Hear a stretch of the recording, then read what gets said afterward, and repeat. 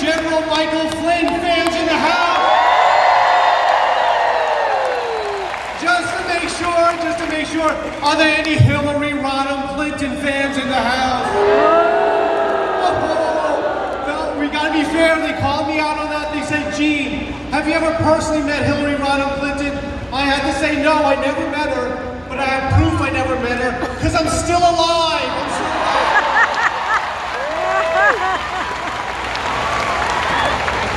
Greatest honor in the world, being Donald Trump's photographer. Donald Trump is so famous, he made me famous. So here it is, I roll into Tampa, check into my hotel room, and the girl goes, oh, I know who you are.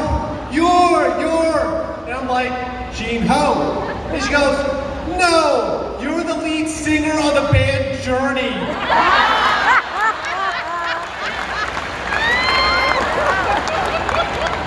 So everyone always asks me, they say, Gene, how in the world did you become the official photographer for Donald Trump?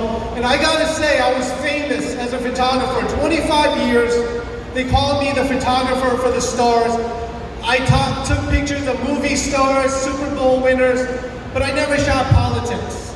And then what we had a magazine hired me to do a photo shoot at a convention. Ben Carson was there. Ted Cruz was there. Who knew Donald Trump was there? And here's the thing, all of Donald Trump's people knew exactly who I was as a photographer. And they go, Gene Ho is here. Gene Ho is here. Mr. Trump, Gene Ho is here. And Donald Trump goes, who in the hell is Gene Ho? So they ask me, they say, Gene, we want you to be the official photographer of Donald Trump just for the day. And I'll tell you guys, it was pretty cool. The first thing we did is I got a chance to go in the green room with Donald Trump. And the green room was about the size of half this stage, and I'm just hanging out, me and Donald Trump. And then I hear a knock on the wall. Hold up, Mr. Trump, I'll get this. I open the door. I'm with the kitchen staff, and I heard Donald Trump was in that room. Possibly. Is there any way I can get a cell phone picture of him? Okay, let me check. Mr. Trump, there's someone out there from the kitchen staff, they'd like a photo of you on their cell phone. Is that okay? No problem. Okay. Dude, you can hurry up, just get one cell phone picture. And not kidding, this guy goes, is there any way I can get a cell phone video of him saying that I'm fired? Dude, this is my first day at work. If you want to do it, go right ahead. So the guy gets his picture of Donald Trump, and he actually asked him, I couldn't believe it, Donald, can I get a video of you saying that I'm fired? No problem. Okay, now, you're fired. He goes, no, you have to use my name, you have to use my name. No problem, I'll use your name. Okay, ready? Go. Joseph, you're fired. And then the guy goes, hold up, I was on photo and not video. So the guy leaves the room, and they come to Donald Trump.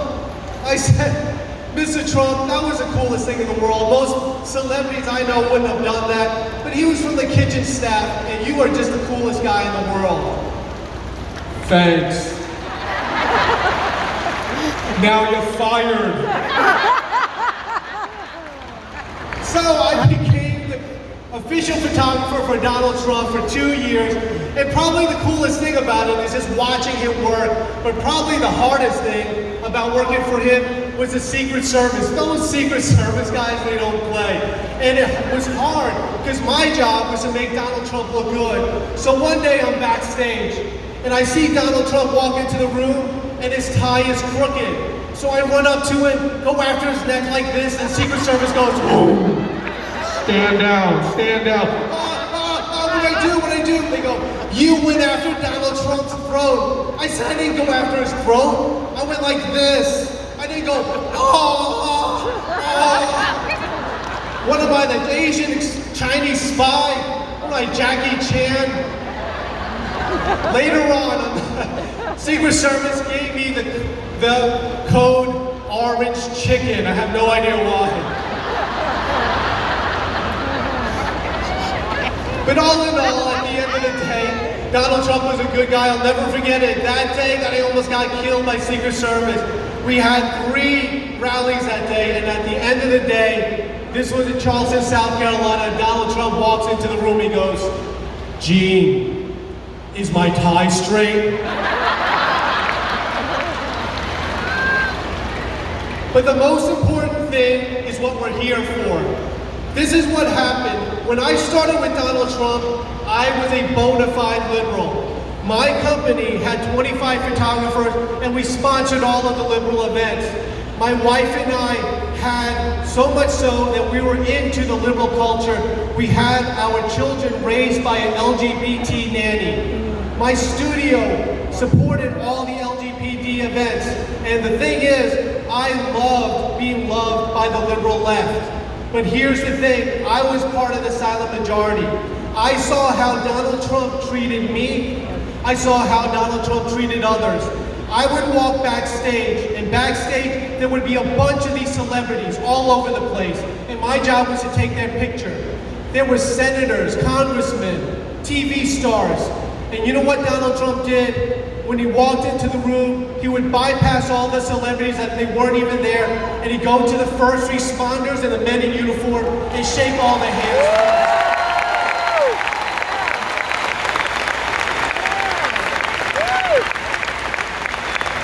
I saw this man that we now call President 45, and he was the world's greatest president our country has ever seen.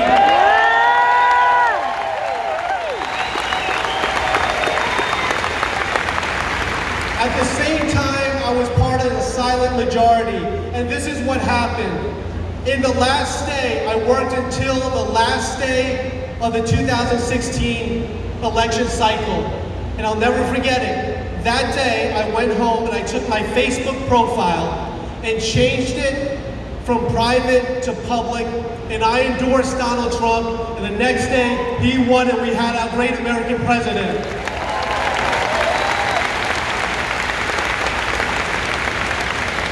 But here's the thing, cancel culture is real, and there's a price to be paid for supporting truth. And it was during this time, after I became public with Donald Trump, my employees started to quit on me. My studio started to become bankrupt. I went from 25 photographers to just me and my wife. I went broke, and then on top of that, I had an IRS audit that lasted 9 months.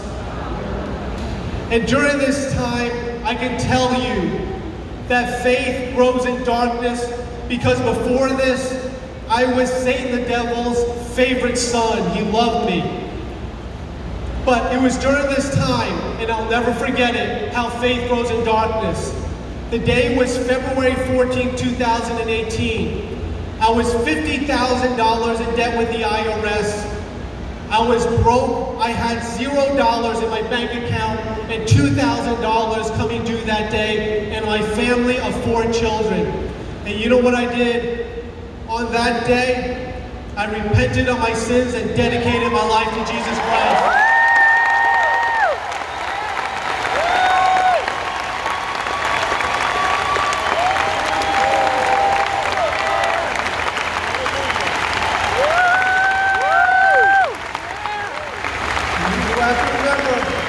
You have to remember, what was made for harm turned out to be good, and I'm happier now and never look back from that day. But here's the thing, we all need to ask ourselves, and we all need to speak up. The other day I was talking to Michael Flynn's wife, Lori. I was talking to my friend George Papadopoulos and his wife Simona, and these are real stories. These are real people being harmed.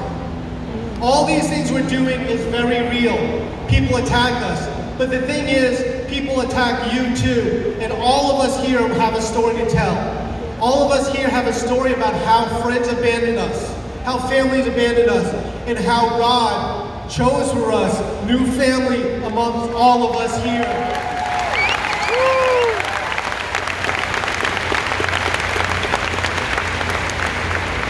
So the thing we all need to do, and what we all should do, is not only speak up and tell other people our story, how we stuck to the truth. During this time, I'm telling you, it was very difficult. I had no money, but the book I wrote wasn't even out yet. And here's the thing, I had a chance to make all my problems go away, because this book I read, I predated the campaign, so I never had a non-disclosure agreement. When I was dead broke, I could have wrote a book about lies about Donald Trump and got paid millions. Instead, I told to tell the truth. And that's all we need to do, we just need to tell the truth.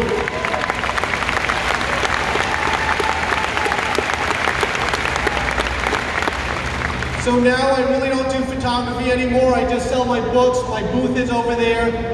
If you buy a book from me, pay cash so I don't have to report it to the IRS. Joking!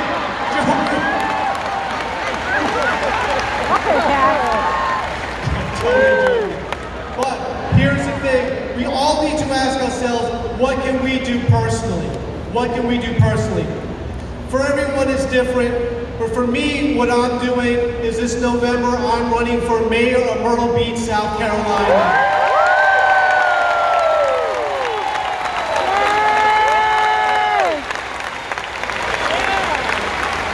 We all can do whatever we can do, and it doesn't have to be mayor, it could be school board.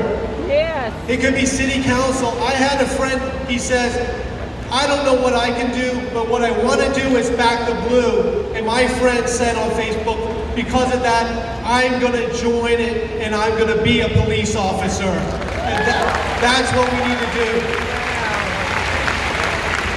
But in all things, we don't need to fear, because that's what they're doing. They like to have people in fear.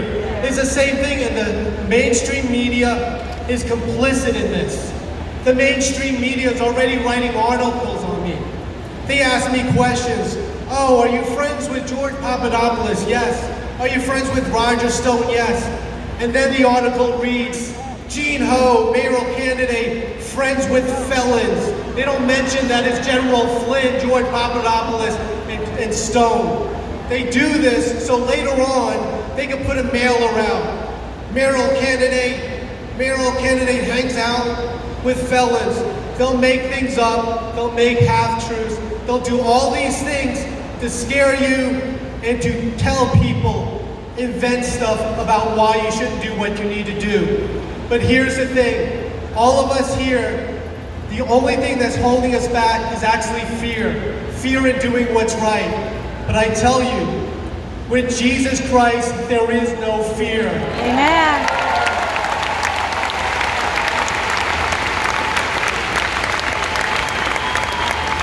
Woo, preach it.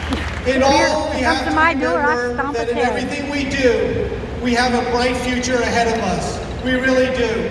And the thing is, it's always up to us. It's up to us to speak out. And that's the thing that we need to do. We need to tell people that these stories that I tell, that Michael Flynn tells, all these stories are very real, and we're just really ordinary, average day people thrown in the midst of it. But each of you have a story of yourself that you need to tell, and that's the most important thing. The most important thing that we can do right now is make sure we speak out. And the thing is, with the future, here's the thing. I look at our future, and we should be the saddest people in the world. We don't have our president, we don't have our House, we don't have our Senate. We're probably going to lose the Supreme Court. But the thing is, none of that matters to us, because we have a hope for the future. And one thing I can tell you about God, He loves to change administrations. It's called the handwriting on the wall. Belshazzar was the king, and he was oppressing God's people. And then one night, the handwriting on the wall, oddly, it was King Cyrus. It was King Cyrus who came in and in one day changed over administrations. And it's the same hope that we have every day, that no matter what it is, God is in control. Amen.